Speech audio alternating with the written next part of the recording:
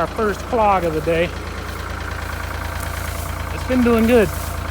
Not a problem so far, but bit off a little bit more than it chewed here. Let me get this unclogged.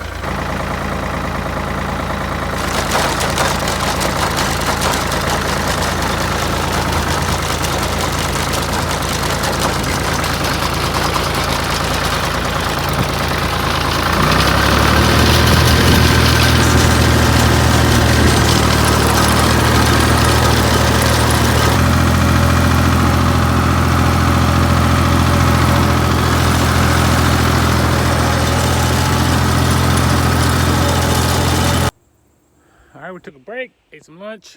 I got the blade up. I'm gonna head to the back. I got 2 fields left. One's not that big, and the other one is the biggest field I bale in the very back across the creek, and that's where we're going first. Well, I knew it was going too good to be true, and this is what happened. Heard a popping sound. Bearing is broke. I assume the race fell out of it somewhere. Yeah, that sucks. All right, well, I got the David Brown down here with the boom pole on it. We got this thing rigged up. I done got it loose. I'm going to actually try to set it on the forks of the 4000, because if you set this thing all the way on the ground, it's too low and don't want to hook up. So wish me luck. Okay, after a lot of struggle and some real sketchy stuff, we finally got this thing hooked up to the David Brown, and I've never used the David Brown to cut hay with, but I'm gonna try it today. And this is gonna have to stay here until I get time to work on it. It's not supposed to rain for a couple, 3-4 days, really 5-6 days.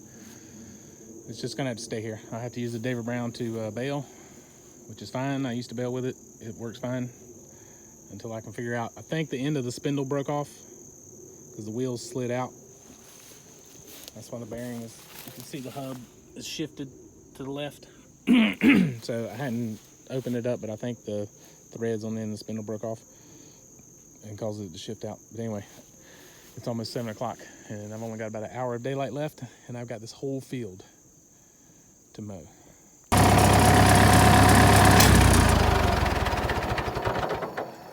All right, we mowed it. It didn't mow great, but it mowed. This thing needs to be adjusted to mow with this David Brown. This top link needs to be shortened, but I didn't have time to do it today. I got one little small field I'm gonna try to do tomorrow evening when I get home from work. But for now, headed to the house. So today's the day we're gonna make hay, but about a week ago, I left this gate open and the cows got in here and trashed the barn. Knocked all this hay over, knocked hay off this trailer, knocked hay off this trailer.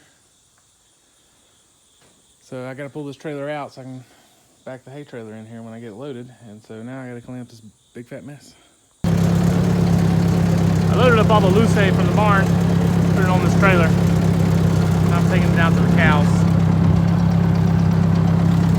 I'm gonna dump it down here in this field where I got some bare spots, not a lot of grass, and they'll eat most of it. Well, it didn't take them long to show up.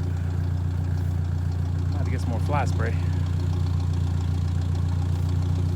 I feel like I'm rewarding them for bad behavior, but they were gonna eat the hay anyway, but you know, I'm giving them the hay they got in the barn and destroyed, busted the bales. Y'all settle down. All right, we gotta go drop the trailer and hook the rake up. So I threw some of the hay out of the back of the barn, and there's either a yellow jacket's nest in it, or I threw it on top of it, because they are mad. I'm getting out of here. So I got 2 fields raked, and they're really just first one I should have just stopped. It's not even worth it. And this one I stopped. It's not even. I'm not even going to make a decent windrow here to get my baler to work. I don't like these small rows, and it's not going to be worth it. So we're going to go do the back 2, rake the back 2 fields, and they're a lot thicker. We just hadn't had the rain. We had no rain in May and June, which is when this needs to rain the most. And it just didn't grow.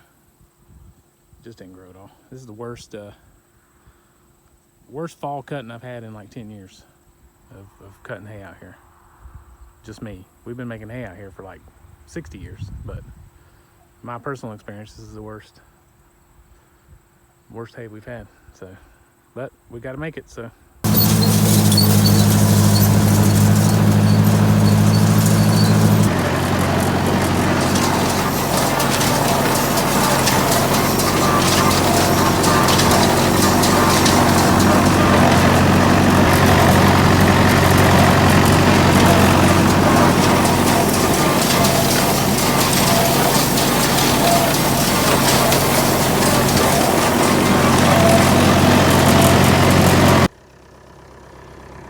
Alright, I baled this field. It's real crappy. This is gonna be my winter field. Cows are right there for now. I'm gonna fence this fence in and they're gonna stay in here this winter. I wanted to make hay. I think I got 25, 26 bales out of it. So my starter field, which is right beside the shop, which is the one I do first, test the baler out and stuff. I got 17 bales out of in the spring, 2. That's what I got this time, 2 bales. So I've already talked to a guy about buying some hay, which I didn't want to have to do, but I'm gonna have to do. But I gotta go pick up my daughter from dance. So we're gonna leave this here for now, and then when I get her, we're gonna head across the creek. I just wanted to say one more thing about this baler. This David Brown and this baler go together like peas and carrots.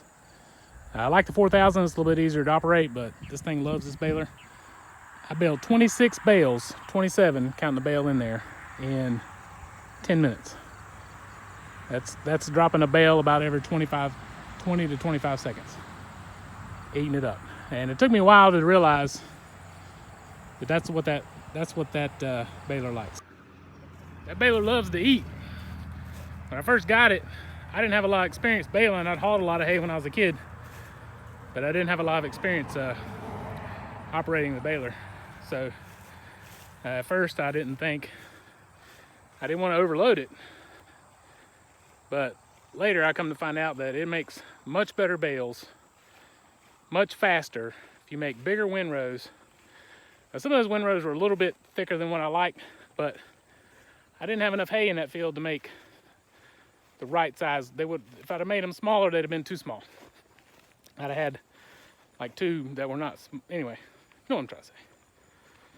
So it took me a while to figure that out, but once I got it figured out, that thing really likes to eat the hay. It bales great, knock on wood. So anyway, thanks. So we're walking back to the house. This field right here, this small field, maybe a half acre, I got 17 bales in the spring. There's 3 bales out there. One of them was already in the baler. 2 of them I made. We had no rain when we needed it.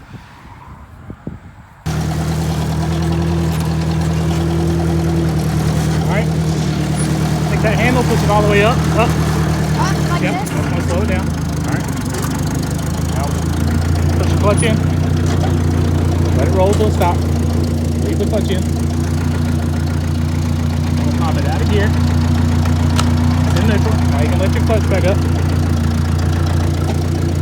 There you go. Good job. Good job, little big.